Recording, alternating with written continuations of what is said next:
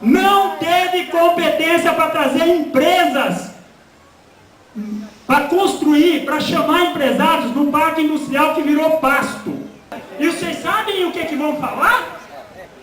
Não. Sabe por que a Petrobras não pega o povo de Cosmópolis?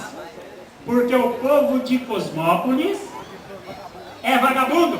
A indústria vem na cidade para quem trabalha. Para vagabundo não pode vir ideia que sem indústria, que não adianta, o cara não faz nada da vida, vai servir o quê? Só para repetir, né?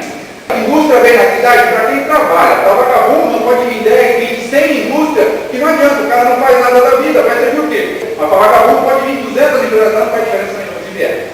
Tá certo? Não teve competência para trazer empresas, para construir, para chamar empresários no parque industrial que virou pasto.